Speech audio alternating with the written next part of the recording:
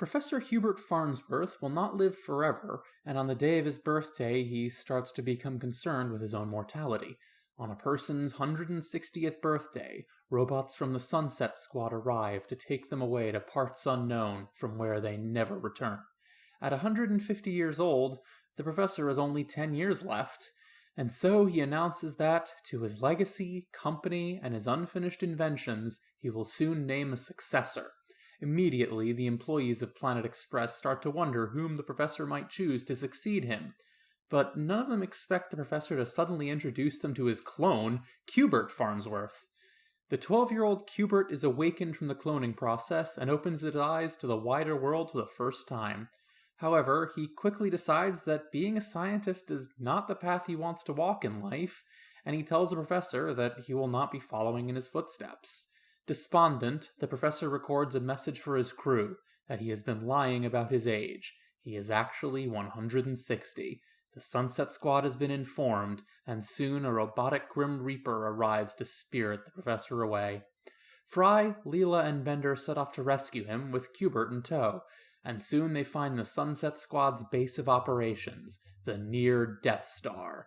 They manage to sneak inside to discover a massive complex housing billions of old people in suspended animation hooked up to life support machines.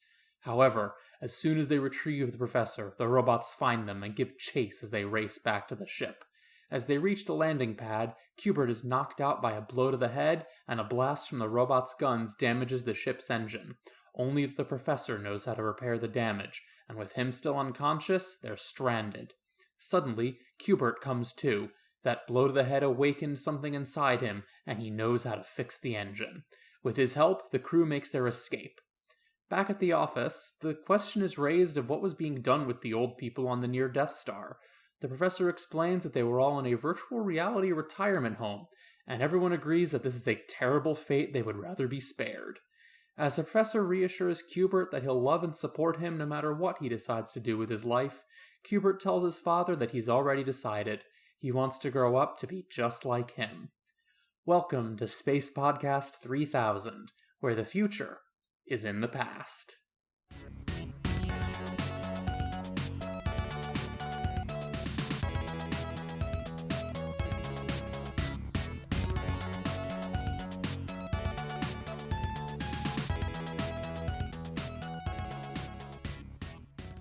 So I know we don't talk about the gags during the opening credits all that much, but I really find the one here amusing. Yeah, we mentioned in a previous episode things that are outdated. These days, you pirate stuff directly, as opposed to burning it to a DVD. Yeah, for the viewers, the joke here was coming soon to an illegal DVD, and yeah, are pirated DVDs still a thing? Just because I know... In many cases, yeah, because, like, how else are you going to distribute them? You're going to give... I mean, you can buy them at... in many cases, it's actually somewhat safer, I would say. Maybe not safer, but, like, once it's distributed, it's kind of our hands off. But there's places that still don't have internet connections that are good enough to download an entire series. So yeah, you just go to a place and buy a DVD for $5, and there you go, you got everything on it. I guess I just mean because, like, Blu-rays are a thing now, and they're a lot harder to fake because consumer level burners are rarer. Plus, internet piracy is a lot easier now than it used to be. You can download high definition movies and episodes of stuff with little issue. Like, hell, I remember pirating bootleg anime fan subs in the 2000s, where it was just like 240p. Yeah, 240p, yeah. Yeah. Or you download like an entire Dragon Ball Z movie and you just hope it's the version you want. If it's you want the subs or the dubs, or if it is subtitled, you hope the subtitles are in English. 240p with hard-coded subtitles. That are anti-aliased instead of crisp. Yeah. Yeah. Lots of artifacting. It was the time. So, anyway, moving into the episode. One of the professor's first lines here gives me pause, because he's just like, everyone's in favor of saving Hitler's brain. Whom? To whom are you referring, Professor? I would like to know. I like how it's a frequent practice called begging the question, where you assume the beginning is true and then you just continue it. You continue with the premise that something is true, whether that premise is true or not. It's like that old joke where your classmate who's bullying you, he asks you, "Does your mom know you're gay?" And like you can't answer that either direction because that precludes that the premise is true. It's a leading question. Yeah. Yeah. But then again, look at the brains they already have saved. Although, considering how poorly we treat sharks, that may actually be a fairly appropriate action for a fairly appropriate fate for Hitler's brain. Honestly, he'd probably be less dangerous as a shark. Yeah, probably not.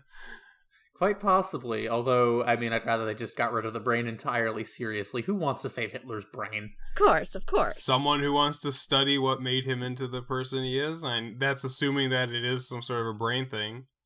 White supremacy, a lust for power. Yeah, I think that about covers it. Which, again, is kind of... I wouldn't say that this was deliberate on their part, but it is almost a foreshadowing to one of the main themes of this episode, which is nature versus nurture. The fact that if you were to clone somebody, would they be exactly like the person they're cloned? And this episode takes the idea that no, they would be their own person. Oh, I mean, that's the same with all children, but, we'll get into that. But it also depends on, at what point is it being cloned. Like, in this case, it's just a genetic clone. Which, I mean, really is the only thing that clones are. You can't really clone somebody's brain. It's pretty much a scientific... That's science fiction, is cloning someone as an exact copy, including their brain and memory and thoughts. Yeah. That's absolute science fiction, but genetic cloning is a real thing. Yeah. It's still in the early phases, but it's a real thing. Yeah. To an extent, a person is the sum of their emotions and experiences. So, like, if you had a parallel timeline where someone, lived a different life, they would essentially be a completely different person. And you could say the same thing about clones, where even if the makeup of them and the neurons in their brain are identical, they're not going to be the same person. You can look at the exact same arguments the argument they make with twins. Yeah. Mm-hmm. And which is why twins are so important for a lot of scientists, because they have the exact same genetic structure, and they're able to run tests on them to see whether that same test functions the same way in different people, or whether there's some sort of environmental factor that changes things, which is, we're getting kind of meta topic, but that's what the episodes kind of do. I once met a set of identical triplets. Let's move on for now, because there's a lot to cover here. This was a very interesting episode. Yeah, this was a good episode in the parts that I saw of it. Yeah, I noticed your connection was having issues. I'm screaming at my router. Fix it! Fix it! Fix it! Fix it! Fix it! Anyway, unfortunately, we don't have the professor or Cubert to fix it for you. The router doesn't actually broadcast Wi-Fi signals. The Wi-Fi signals are broadcast by the router. What the fuck you saying? Yeah. So the roast. We get the first mention of Zoidberg being the professor's oldest friend, which I believe comes up again. Yeah, I can sort of see that working. They both seem to be the older side of the Planet Express crew. And he's certainly the only other older person really on the team is Hermes. And he's not that old. So I could definitely see Zoidberg being the older one. And even then, like, oldest friend, like, what does that even mean? How long have they really known each other? Well, we find out in a later episode, if I remember right. Yeah, that's one thing we don't quite know, is the lifespan of the crustaceans. The Decapodians? Decapodians, thank you. Well, if they don't breed, who knows? Yeah, it could be like lobsters, where they can't die of old age. They just keep growing. That's certainly possible. I like how we have Captain Muskie going in with the facial scar and the life support wheelchair. He's just Captain Pike from Star Trek. Right? I think the episode was, what was it, The Menagerie? I'm not a huge Star Trek fan, so it's like I couldn't recite all the episodes. I understood the reference, mostly because I recognized the character from South Park, and I knew that was a parody. Right. Yeah, I think it was The Menagerie, but I'm not 100% positive on that.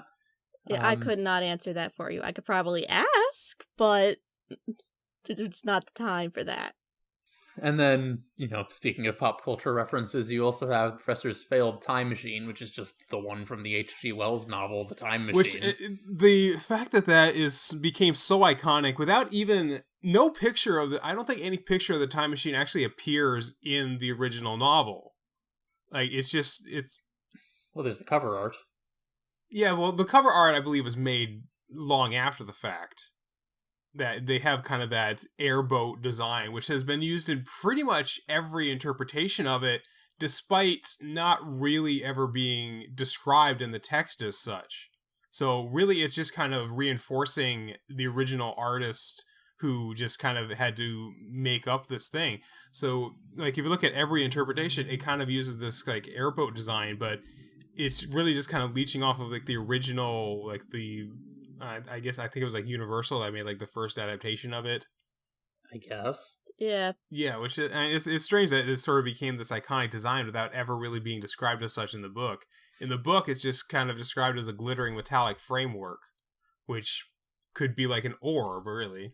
Well, I mean, you get the same sort of thing with a lot of this classic literature stuff, like Sherlock Holmes with the pipe and the deerstalker cap, or Conan the Barbarian with the the loincloth look, the angry muscle-bound person, which was just the original artist, and he was a completely different character. Frankenstein's monster with the bolts in his neck, which is which is actually copyrighted. You can't use that sort of interpretation because that is the universal monster design. There were a lot of pop culture references in this episode, honestly. Which is standard for a lot of Futurama stuff. Yeah, but then there's also the Professor's little hologram message, which is just Leia's hologram from the first Star Wars movie. Right. This episode in particular, it felt like they were doing it a lot. Several Matrix references. That too, yeah. I haven't watched The Matrix in a long time. I'm probably going to have to give it another watch soon, now that now that I have come out as trans and can more directly look at it through that lens. Yeah, you can more directly pick up on the references to it, yeah. Yeah, that specific perspective. Yeah, it kind of went completely over my head when I first watched it as a teenager. I think it went over most people's heads because it's not overtly trans. It's just the idea of being in a body that is not the same as your mind, which can be true for anything. Really? Well, once you know that the Wachowski sisters are both trans women, it's... Of course, yeah, which, it makes a lot more sense that the allegory is to be interpreted that way, but it is an allegory that can be interpreted in several different ways. Sure. It's also just a really good movie, but that's beside the point. Is it a really good movie? That's why you need to rewatch it. So apparently, 1,000 years in the future, French is a dead language. Yeah, which they have hinted at several times in the series. They have, made several jokes about it. Because, when they're counting down in the future in France, they actually count down in English. In the very first episode. Oh, I wonder if whatever destroyed the French is the same thing that wiped out the poodle. Maybe. The French poodle, yeah. Maybe that's why Zap Brannigan couldn't pronounce champagne, because French is a dead language. Possibly, yeah. That would make sense. It's only if it's from the Champagne region of France. Also, apparently in the French dub, the translator spits out in German instead. Neat. Well, it makes sense. Yeah, of course. It's really interesting, looking at different translations of shows and games and whatever language they'll use in place of what's originally used. I know in Terminator, the Spanish language dub, instead of hasta la vista, he says sayonara. Oh, it's yeah. On the other hand, you do get the occasional weird translations. I've seen a clip from some anime where all the characters are talking around saying oh, I don't speak English. I don't know what he said in English. Yeah, there's you kind of, it's like context for that sort of thing. Or, sorry, the English dub of Yakuza 7 actually added an extra little joke for that, where there's apparently a side quest where the main character meets a tourist from America who's yelling at him in English, and he's just like, English, huh? Because he doesn't know the language. And in the English Even though dub, the entire game is translated in English? yeah, well, when the English voice language track, if you have that selected, he's like, English, huh? And then there's literally an extra animation where he looks at the camera and nods as if just saying, yeah, I know, just go along with it. Yeah, in one That's anime, wonderful. in an anime I watched recently, I was watching the original Japanese with subtitles, and there are some parts where the character speaks English as sort of like trying to speak to the isekai people. Like, I don't speak isekai, but the subtitles change it from English to Spanish, so it's kind of the same effect in that. Makes sense. What anime is this? So I'm a spider, so what? Oh, yeah, I've heard yeah, that of one's course, good. Isekai. I enjoyed it. So, yeah, back on topic. So here we meet Qbert. Qbert Farnsworth, who, I mean, I don't know how to feel about this kid, because he does come off as a bit of a jerk, but I mean, he's a kid, so that's kind of very acceptable. Yeah. He's a precocious snot, which, I mean... Little shit. Yeah, as soon as he gets out of the test tube, he immediately sets about being a nasty little shit to everyone around him. But, like, was the professor like that as a child? We don't ever see him especially young. Like, the youngest we see him was, like, in his 40s. Yeah. Although with Qbert, it's interesting because, you know, he's apparently 12, but he acts more like an 8 or 9-year-old. True. Again, probably part of the accelerated growth thing from the cloning. I guess. And actually, I have a question. So if Qbert's been asleep in test tubes his whole life up to this point, how is it that as soon as he wakes up, he immediately knows how to talk? In fact, how does he know anything about anything? Same thing. Magic science juice. It teaches him stuff as he's asleep. It just would have been nice if they'd had a little bit of dialogue acknowledging or, you know, hand-waving that at least. Because it is a very big question, you know? Yeah, especially considering, as we've said before, he's not the exact same person as the professor. No, he's just a genetic clone, but he has the same knowledge in certain areas. Yeah, like, he's never been in school. How does he know any of this? Like, how does he know all of the physics or, you know, chemistry or whatever that he spouts out? Like, he spends all of this episode just calling the professor out on all the baloney science. Which, you talk about how we don't know whether he's 8 or 12. It's like, well, the professor was in diapers until he was 8, so... Well, no, because we know Qbert's 12. The professor says he was cloned him 12 years ago. I was just saying that he acts like he's 8. Yeah, he probably doesn't have the social interaction. He doesn't have the social skills, obviously. He hasn't been interacting with anybody for 12 years. That too. Fair enough. I feel like we should briefly bring up that this episode, you know, the professor says to Qbert that nothing is impossible, not if you can imagine it. And, you know, that's the source of our title this season. Mm-hmm. I think my favorite line from Qbert, though, in this episode is just him saying, I want to be something useful, like a teacher's aide, or a prison guard, or a science fiction cartoon writer. Just because... always just stroking their own egos at this thing. A science fiction cartoon writer wrote that line, which, I mean, that's the joke. And of course, the fact is they also make fun of themselves very often as well. Like in the executive delivery boy credit.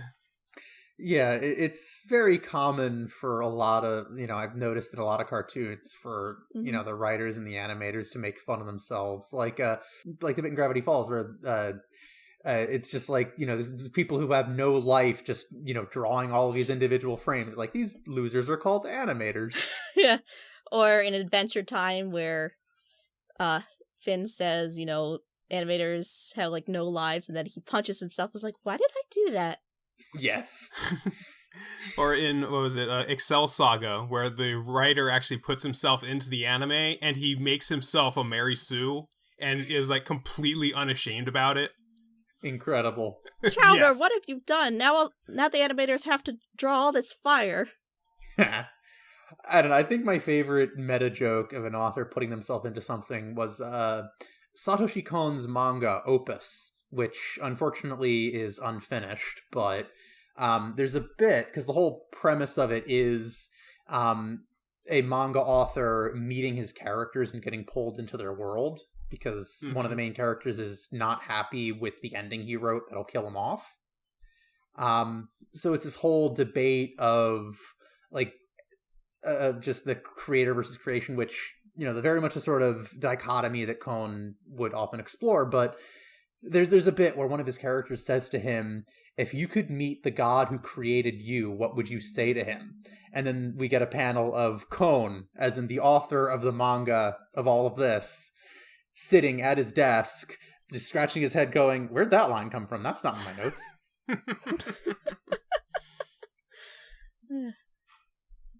I challenge him to fisticuffs. The other thing that I noticed with this episode is that Qbert is like pointing out all these problems until the point when he gets a head injury. And then suddenly he begins thinking like the professor. Which I think was actually like the intention that they were going for. Like something happened that made for the professor think the way he does. It's what gave him the abnormal but also brilliant mind that allowed him to create so many things. That's actually a really interesting interpretation. I never thought of it that way. It's like they're trying to duck under that door, and he ends up getting knocked off of Fry's back, which was very satisfying to watch. The bump got a bump. Just scraped right off. Yeah. I mean, I always just saw it as Qbert trying to apply real-world logic to the world of a cartoon, and it's when he starts to accept that, you know, his world runs on comedy rules that, kind of like that one episode of The Simpsons where the reason Frank Grimes is so miserable and ends up dying for it is just that he refuses to accept that everything in Springfield runs on comedy. Yeah, how is Grimy? Not doing so hot. So, senior living in the future. Oh, Yeah. It's described as so horrible. How could anybody live like that? Yeah, the whole Sunset Squad robots and the near Death Star with their VR retirement home, I just want to know, why does this exist? Who built all of it? For what purpose did they build it? Why does everyone go along with it? It just raises too many questions. Who funds it? Yeah, who funds it? Who maintains these robots? Like, Maybe it's paid for with Social Security checks. yes, but why? Because this is specifically for people who are 160 and older. Yet there's so many. Yeah, why that age threshold? Well, I mean, we're also glossing over the fact that they do address that, like, people are just living longer in the future, and he's easily up to 150, which is incredibly impressive. Like, there's nobody around, except for, like, biblical figures. Nobody has lived, like, 120, I think, is the 120-some.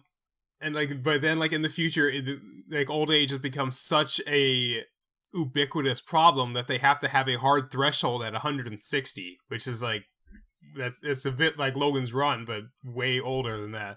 Also love the fact that the Sunset Squad robots look like the Grim Reaper.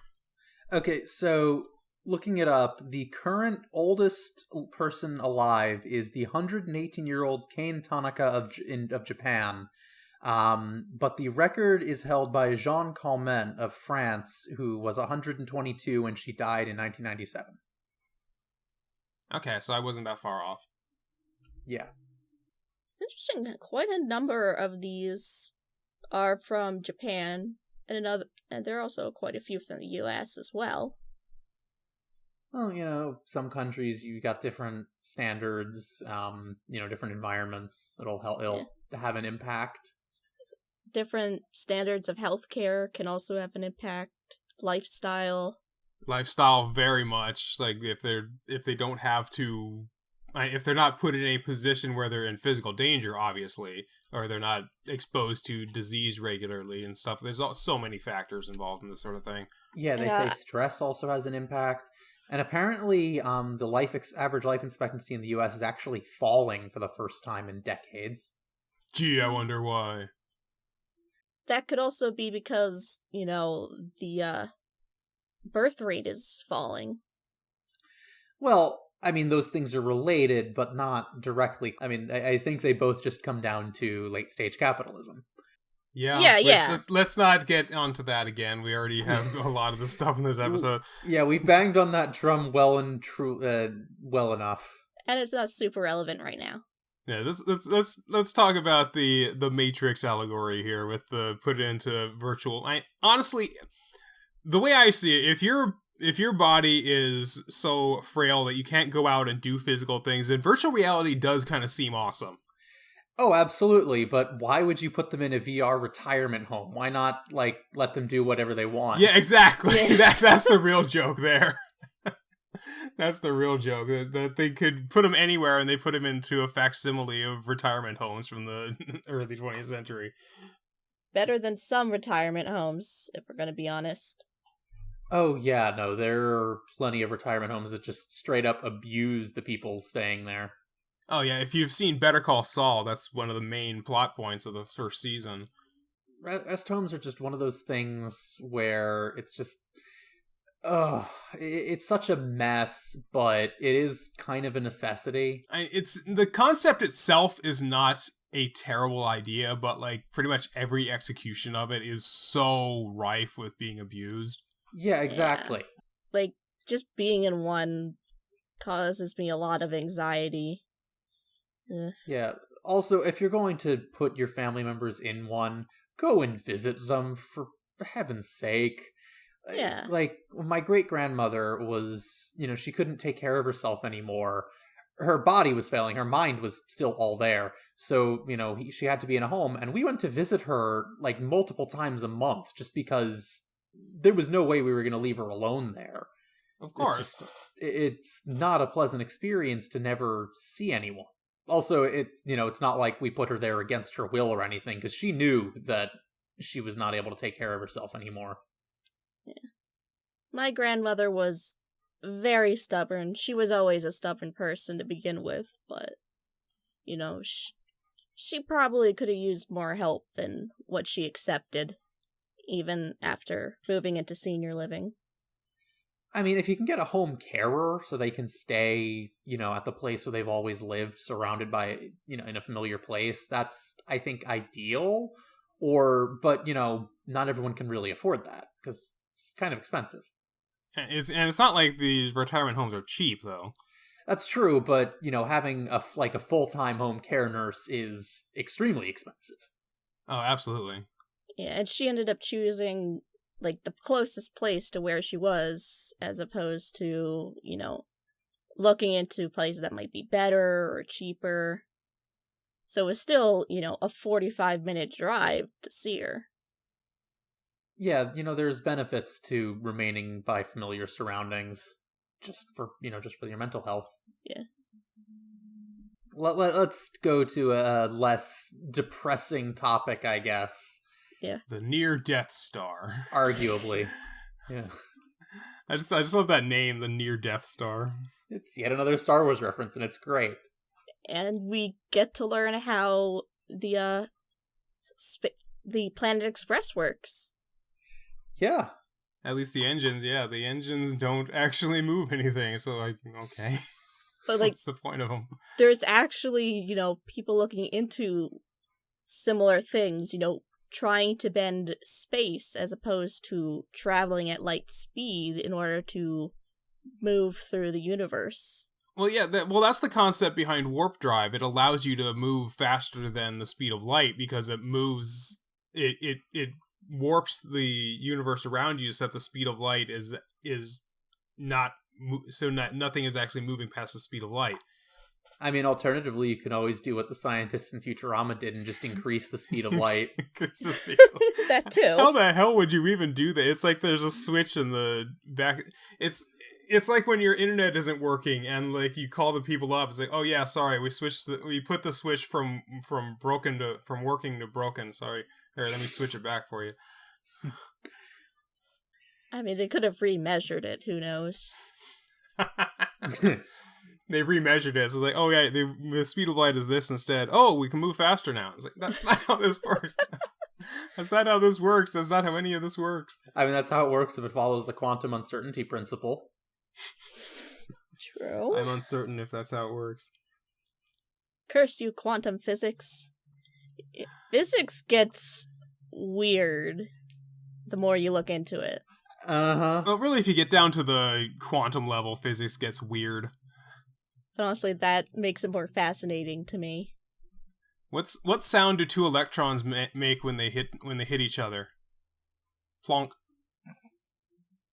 I don't get it. The Planck length. Oh. Plonk. God. My humor is wasted on you two. Yeah, seriously though, quantum physics is freaking weird. Like, there's a reason that Einstein himself called it, and I quote, spooky action at a distance. His words, not mine. But they're still fascinating nonetheless. Yeah, we should probably talk about Hubert. Not as much as a character, but like as his role in this episode, not wanting to follow in the professor's footsteps. Just because there is a lot to talk about on that subject, you know what I mean? Yeah, because they introduced the character here, and he could have just been a one-shot. He could have just been a one-off, but no, they introduced him, and they continue to use him throughout the rest of the series. So, and rather frequently, I would say. Well, for a while, yeah.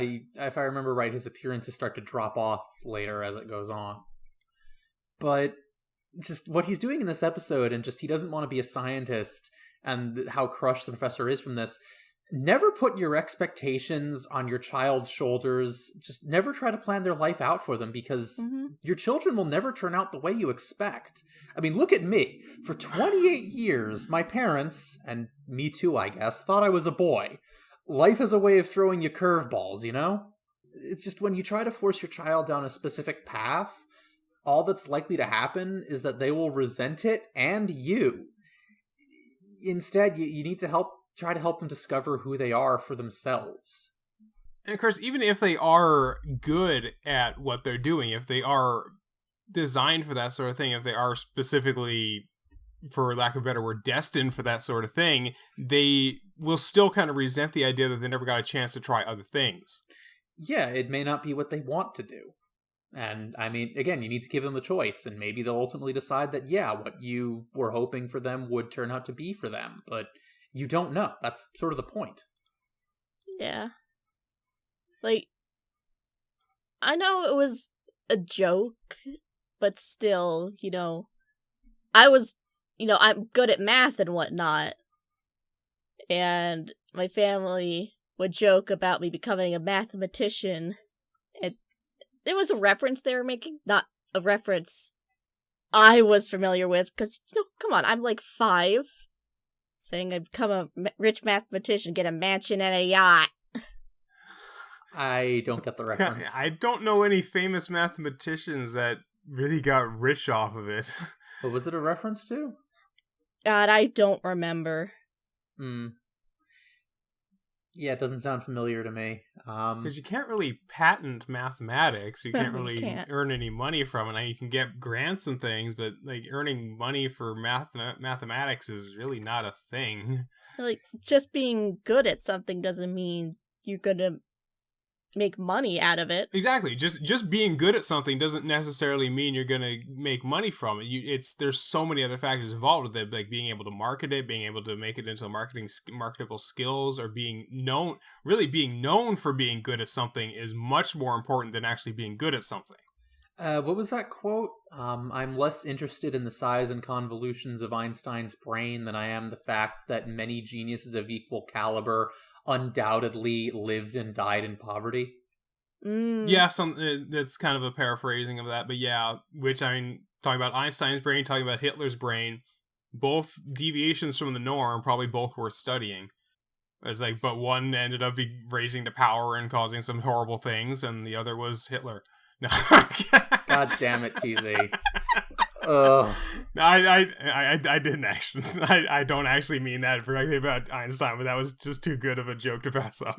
I mean, in fairness, the Manhattan Project. He was kind of responsible for the atomic bomb, but yeah.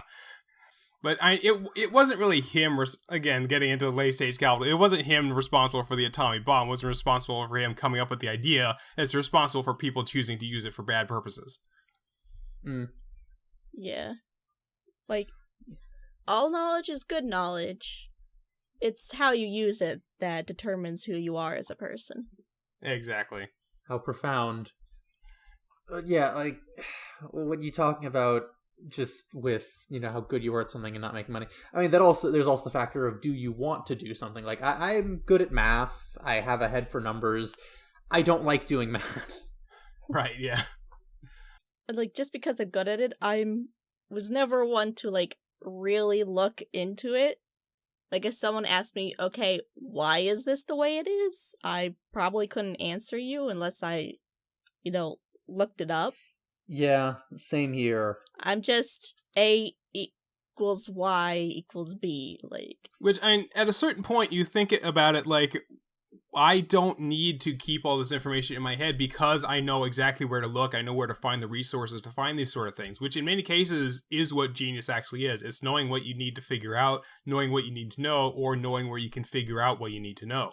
Right, although what Eden was describing, I think, is more just the ADHD thought process. Just the fact that you don't necessarily have a logical train of thought to solve a problem, and it's more like, I know in my case at least, I have this weird intersection of autism and ADHD, where I never come up with a solution by thinking things through. I always just think at the problem really hard until a solution manifests fully formed in my mind in a way that makes perfect sense to me, and more often than not works. But if you ask me to try to explain how I came to that conclusion, I generally can't, and I have to spend a lot of time working through a logical progression that someone else will understand. Did you always have trouble in school where they're so, like, explain your thought process? Yes. Oh, yeah. For the word problems? Like, what thought process? It's just, this is this, and then this is this. It's obvious, right? Yeah, well, it's a common ADHD thing, and I remember my mom once describing it as, you think sideways.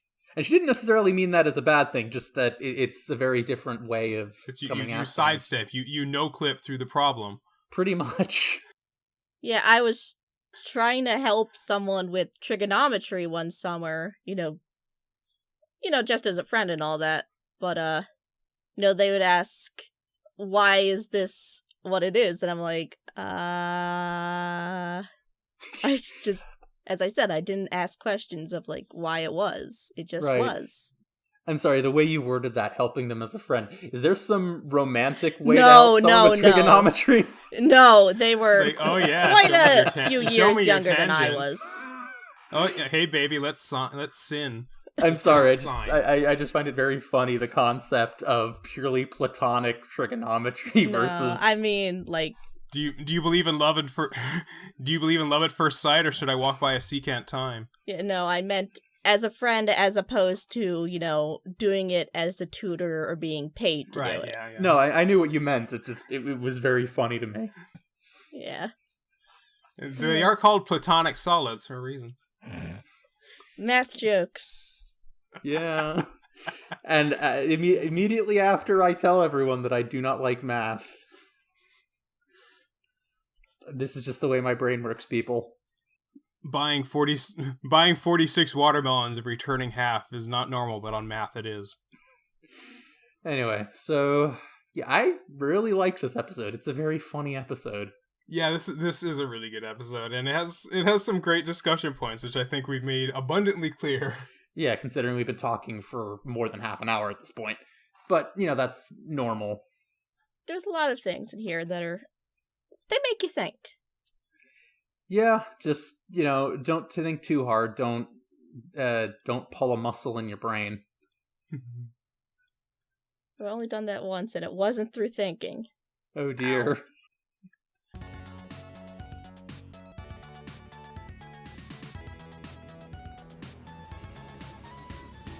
Thank you for listening to Space Podcast 3000. Your three voices of the future are Nova Altman, Doug Hancox, and Eden Valerie.